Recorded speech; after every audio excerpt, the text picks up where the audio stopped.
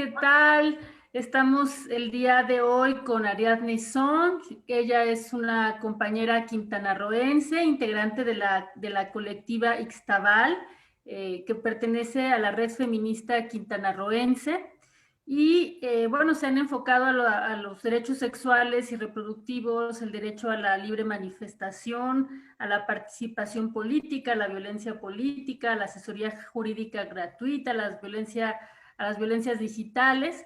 Y el día de hoy pues nos va a platicar sobre muchos temas bastante interesantes en Quintana Roo, porque se estuvo cerca de que Quintana Roo fuera la tercera entidad federativa donde se permitiera a las mujeres el ejercicio libre para decidir sobre su cuerpo, ¿no? Y bueno, lamentablemente esto no se dio, pero es una experiencia muy interesante que nos gustaría que nos compartieras cómo fue este proceso, cuál fue el pliego petitorio y los principales obstáculos a los que te enfrentaste. Muchísimas gracias. Soy Ariadne Sonanguas, integrante del colectivo Ixtabay. Pertenecemos a la red feminista quintanarroense y desde el 27 de noviembre del 2020 tomamos de forma pacífica el Congreso del Estado de Quintana Roo. Lo tomamos porque fue el único camino que nos dejaron los legisladores al ignorar la entrega de un pliego petitorio de 54 puntos que se entregó el 16 de noviembre del 2020 en presencia del gobernador del estado de Quintana Roo y el presidente de la Junta de Coordinación y Gobierno de la 16ª legislatura del estado de Quintana Roo. Esa reunión del 16 de noviembre con la red feminista quintanarroense fue originada por los actos tan lamentables y aberrantes de la brutal represión policíaca ocurridos el 9 de noviembre, cuando mis hermanas salieron a las calles a pedir justicia por el feminicidio de Alexis, y en la mañana el gobernador les había asegurado que iba a haber un total respeto y garantía de seguridad para las manifestantes que acudían junto con la familia de Alexis a pedir justicia a las calles, porque aún no se integraba la carpeta de investigación. Sin embargo, en la tarde-noche, las fuerzas policíacas, las de seguridad pública, quienes debían de garantizar seguridad e integridad a las mujeres en Quintana Roo, dispararon, y no fueron disparos al aire, sino contra manifestantes indefensos, y ustedes conocen toda la trayectoria que ha tenido que pasar el Comité de Víctimas del 9 de noviembre. Derivado de ese hecho, las autoridades solicitan a la red feminista quintanarroense regresar a las mesas de trabajo, porque llevábamos 4 meses trabajando con las autoridades, pero pareciera más simulación.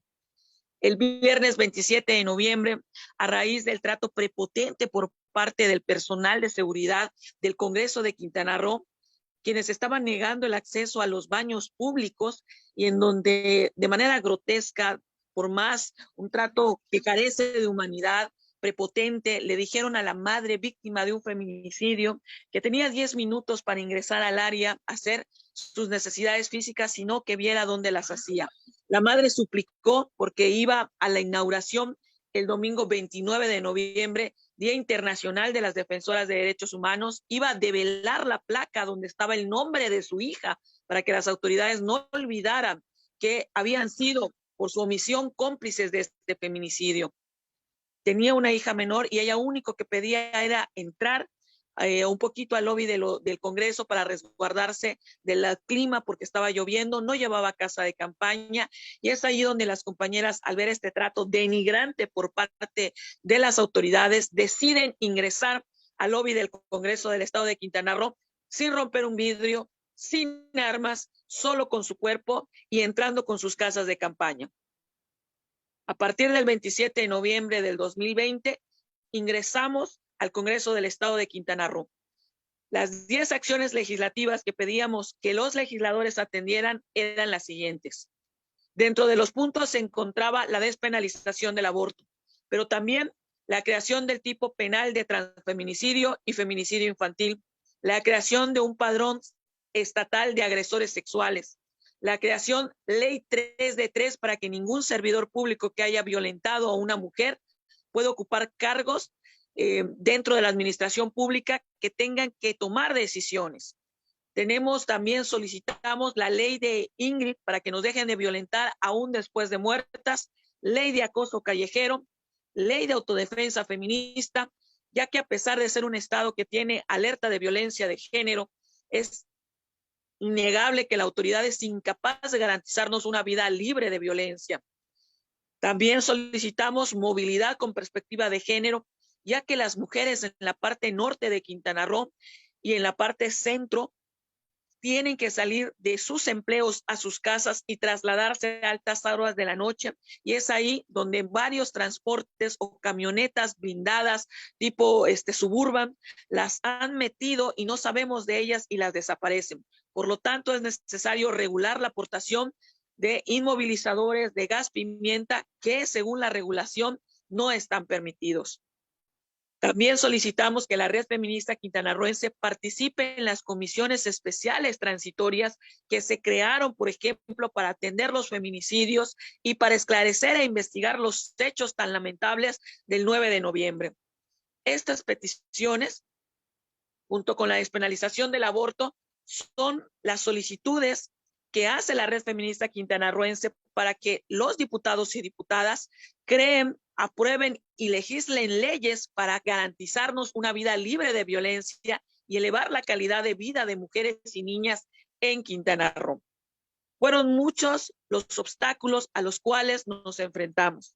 El 2 de marzo, después de firmar el 10 de febrero la Red Feminista Quintanarroense con la 16ª legislatura un acuerdo donde se iba a estudiar, analizar y dictaminizar la despenalización del aborto en Quintana Roo y subir a pleno, pero también se iban a atender las otras 9 acciones legislativas. Por fin, las Comisiones Unidas del Congreso de Quintana Roo, el 2 de marzo, emiten un dictamen positivo. Ese mismo 2 de marzo suben ese dictamen positivo a votación en sesión de pleno. Desgraciadamente obtuvimos 7 votos a favor y 12 en contra, pero es un hecho histórico porque llevaban más de 5 años en una omisión legislativa donde se negaban a tratar este tema por el costo político y más en un proceso electoral. Las diputadas y diputados que habían pedido licencia y que sus suplentes entraban a realizar sus funciones no querían asumir el costo político y muchos de ellos, a pesar de ser integrantes de partidos de izquierda progresistas que van a favor de los derechos humanos de las mujeres, evitaron la indicación a nivel nacional, desconocen qué es pertenecer a un partido de izquierda y simplemente votaron por creencias religiosas y posturas personales. Los obstáculos a los que las integrantes o las mujeres que integraron la toma pacífica del Congreso de Quintana Roo se enfrentaron fueron diversos.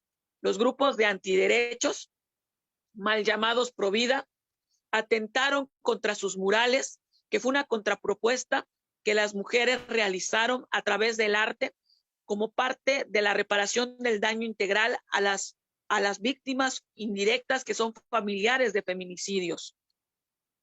A través de redes sociales y de pagar noticias falsas, se acusó a las mujeres que integran este movimiento de tener algún interés político, de estar infiltradas, se les escrachó, se les violentó de forma digital a través de sus familias, tomaron fotos de sus hijos y las estuvieron amenazando, denigrando.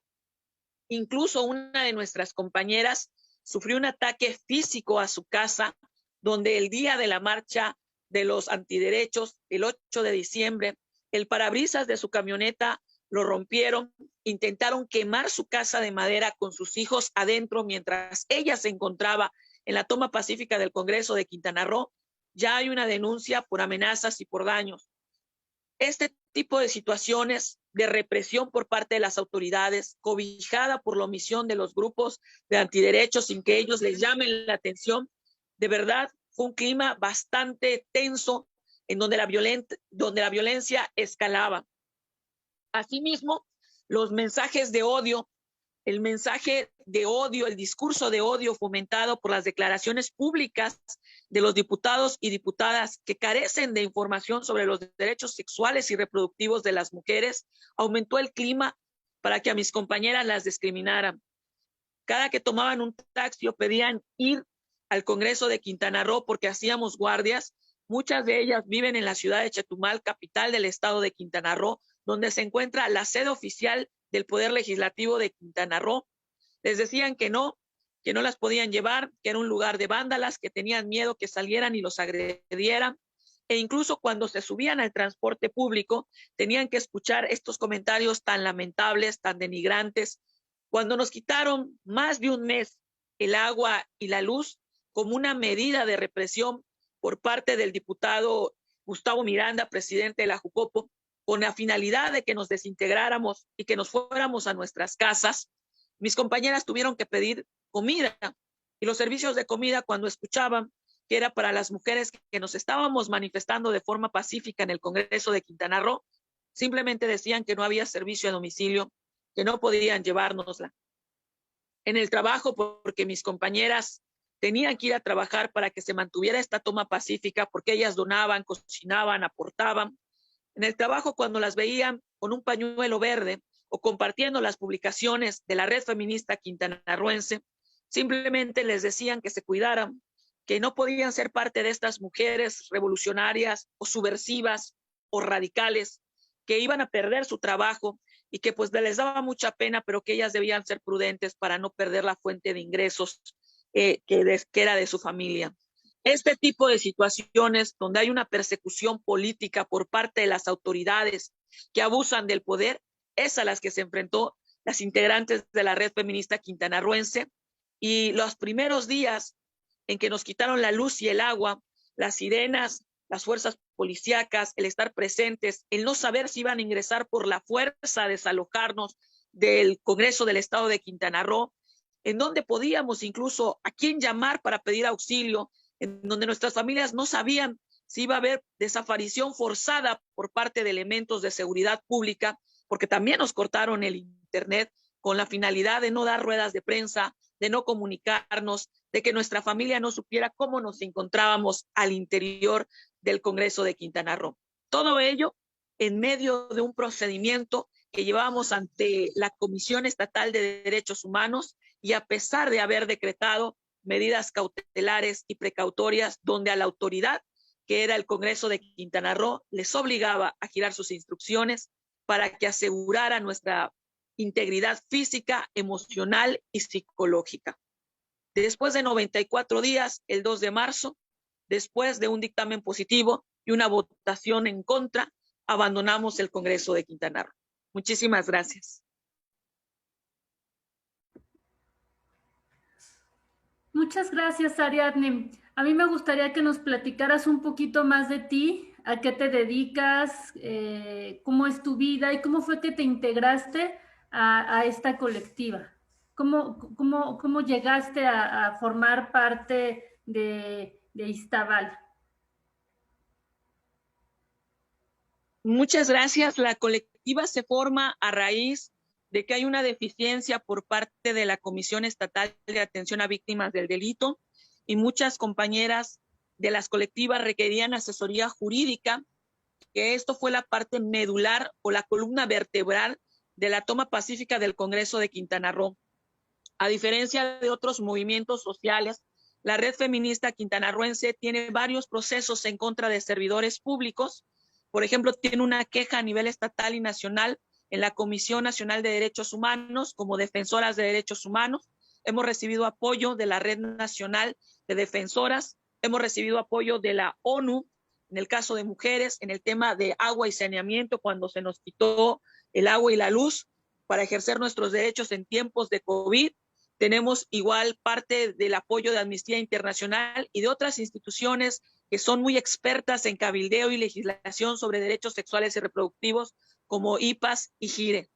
Colectivo Iztabay surge en Chetumal, la capital del estado de Quintana Roo, a raíz de que se requería asesoría jurídica gratuita y de que se hace una modificación en la ley de participación ciudadana, y para que en procesos electorales las mujeres a través de la vía independiente puedan participar. Colectivo Iztabay se dedica a asesoría jurídica gratuita, a prevenir, erradicar y tratar de eliminar la violencia política de las mujeres en su participación en los procesos electorales, y brinda asesoría jurídica en materia penal y en todas las áreas jurídicas como familiar, civil, laboral, para todas aquellas mujeres que no han tenido el acceso a la justicia derivado de su condición de mujer. ¿Abogada? Efectivamente, soy abogada, maestra en Derecho de Acceso a la Justicia en Derechos Humanos y en Administración Pública. Muy bien. Oye, y una pregunta, ¿qué relación tiene esta colectiva con DEGIRE y con esas organizaciones IPAs que son mucho más grandes, ¿no? Tienen pues ya un apoyo, han tenido tradicionalmente pues un apoyo también gubernamental y en órganos, desde organismos internacionales importante, como una colectiva pequeña, muy local, se vincula con estas grandes organizaciones sociales. Es la red feminista quintanarroense, que es integrada por 26 colectivos en todo el estado de Quintana Roo, sur, centro, zona maya y norte, que es Cancún. GIRE hace una alianza o hace un convenio de participación, un acuerdo en medio de esta acción tan radical que es tomar el Congreso del Estado de Quintana Roo, y nos empieza a acompañar en el estudio, el dictamen, la realización de los foros, el cabildeo con los diputados y diputadas, que ya la red feminista quintanarroense estaba haciendo.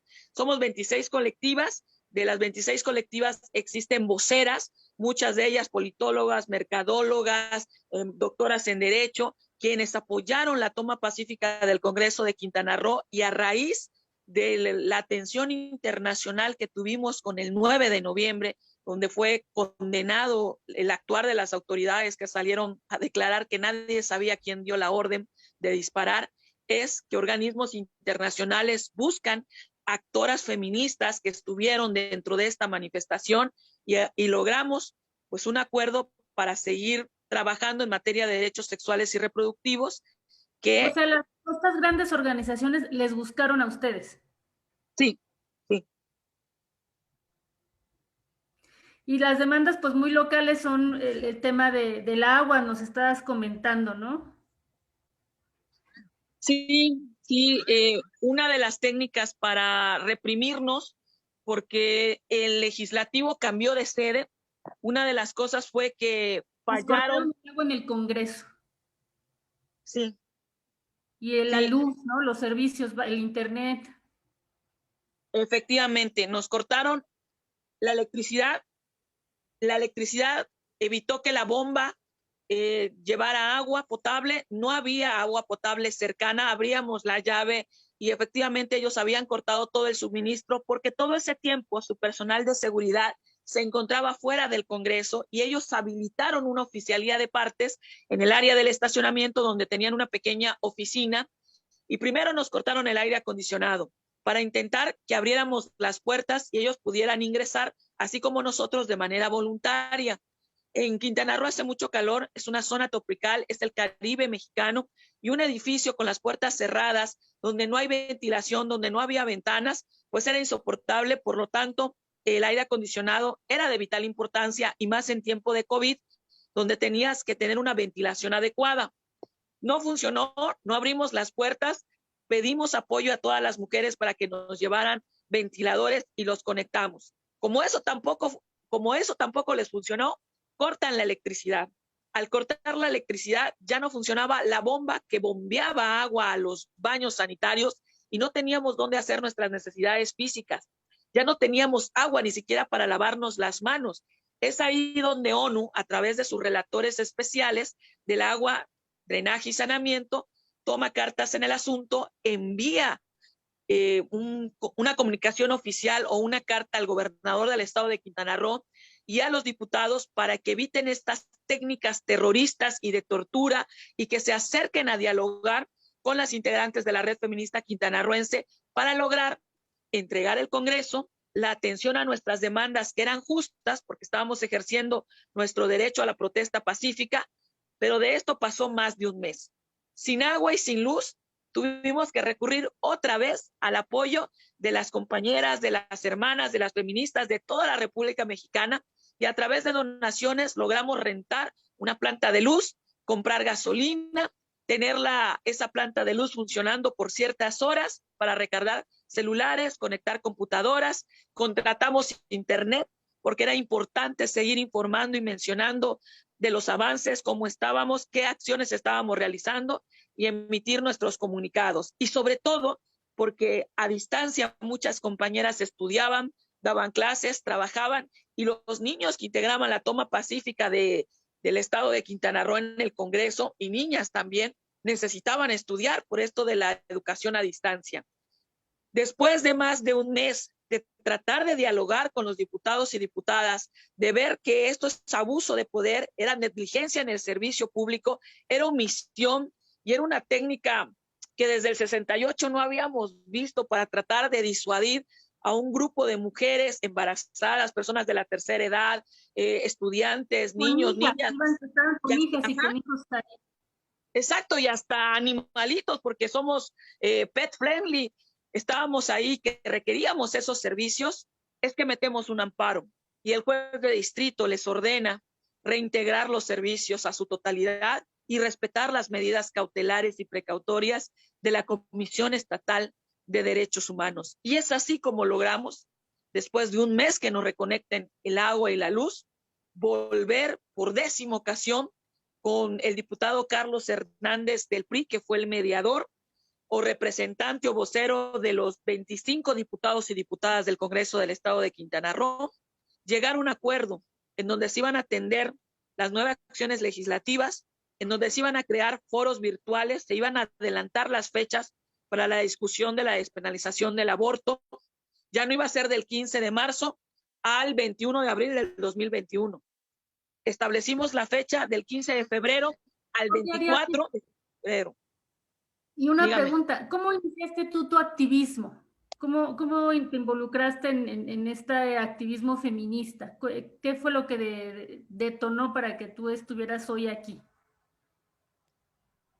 Nosotros somos defensoras de derechos humanos desde hace mucho tiempo, 10 años, a la par que iniciamos nuestra participación en la política. Tenemos incluso varios proyectos, el Parque Los Caimanes, el primer bazar a nivel nacional de intercambio y apoyo social. Tenemos Caimanes Altruistas de Corazón, que repartimos comida cada miércoles en los hospitales, 4 hospitales de la ciudad de Chetumal, completamente ciudadano.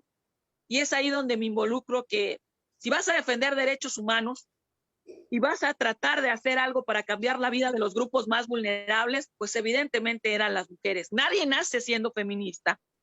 A mis compañeras me las encontré en mi formación académica, en la universidad, mi maestra, y es así como me hago feminista, por las injusticias que empiezo a ver, de que no le toman su declaración, de que no le dan las medidas de protección, de que regresa y la vuelven a golpear a su casa y la policía tarda media hora en llegar, en que marca el 911 y le sustraen al menor. Y como abogada, es una profesión en donde evidentemente estás en contacto directo con las mujeres y que necesitas de construirte y tener perspectiva de género. Es así como me involucro, por la necesidad, porque mis amigas llegaban y me preguntaban, ¿qué hago? ¿Cómo me separo? ¿Cómo me divorcio? Me está amenazando, no tengo dinero, ¿con qué trabajo? ¿Cómo me llevo a los niños? ¿Quién me los cuida? Quiero estudiar, no he terminado.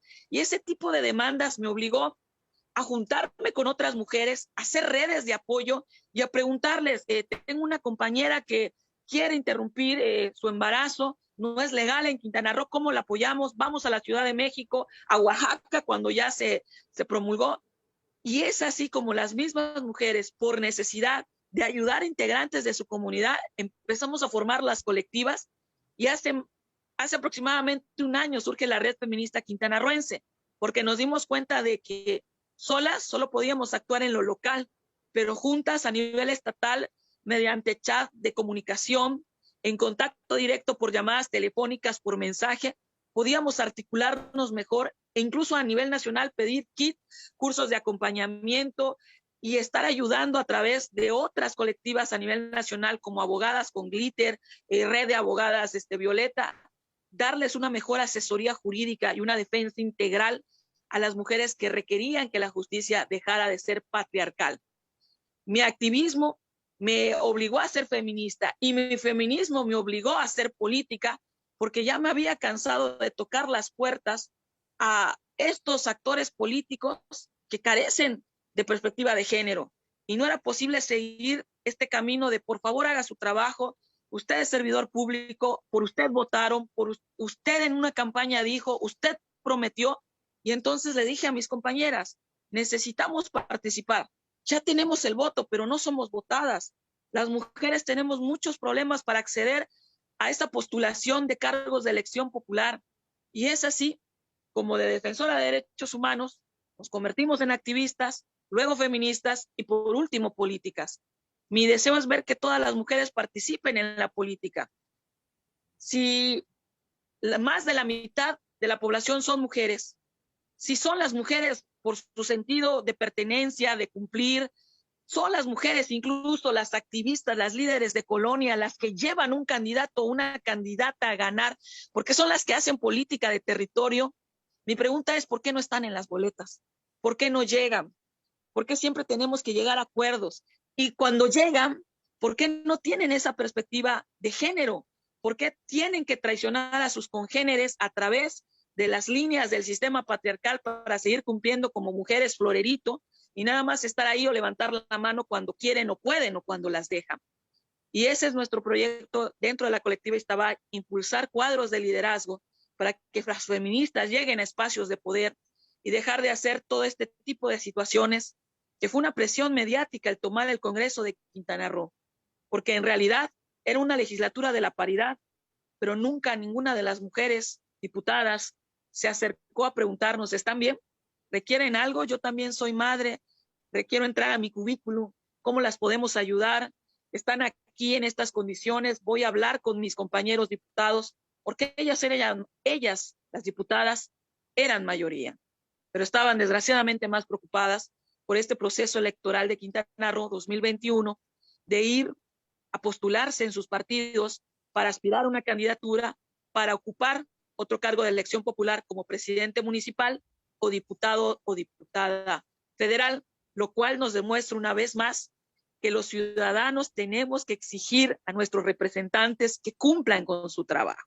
Si bien es un derecho político electoral, también debe ser un derecho que a los ciudadanos les cumplan estando en el puesto o ejerciendo el cargo para el cual fueron votados. Es así como entramos en un movimiento a nivel nacional, donde las mujeres somos la verdadera oposición y ya cada vez más feministas señalan, se atreven, denuncian, hacen observaciones sobre sus candidatos o candidatas en sus estados. Te agradezco mucho esta charla, Ariadne. Espero que no sea la última, que sigamos en contacto. Muy interesante ver cómo ha sido el desarrollo que se ha dado en este tema. Sin duda falta mucho en la agenda por avanzar y creo que hay que meternos sobre todo a la técnica y hacer esfuerzos desde nuestras diferentes trincheras. Sí, muchísimas gracias a ustedes por el espacio, gracias por interesarse y preguntar. Fueron 94 días de una toma maratónica que aún no sabemos por qué no se viralizó cuando en Estados Unidos fueron unas horas y fueron hombres blancos con armas. Todo el mundo sabía que se había tomado el Congreso en Estados Unidos, pero en Quintana Roo nadie sabía que un grupo de mujeres, madres de familia, había tomado la sede del Poder Legislativo de Quintana Roo por más de 3 meses. Incluso más que nuestras compañeras de Puebla, quienes llegaron a un acuerdo y quienes hicieron un fantástico trabajo, pero en Quintana Roo, derivado del movimiento político electoral, de la falta de voluntad política y de que esta legislatura solo de nombre es paridad, no logramos en los primeros meses tener un acuerdo hasta el día de hoy. Y aunque no se votó y aunque no fue ley, fue un avance histórico y estamos analizando las vías jurisdiccionales para poder seguir, presentar un amparo y hacer historia en la Suprema Corte de Justicia de la Nación, porque esta marea verde nadie la detiene y vamos a seguir luchando por nuestros derechos sexuales y reproductivos y creemos que el primer derecho es decidir sobre nuestro cuerpo, nuestro primer territorio. Gracias a ustedes por permitirle contar un poco de lo que fue la toma pacífica del Congreso del Estado de Quintana Roo. Muchas gracias. Gracias, hasta pronto. Hasta luego. Buenos días. Chao.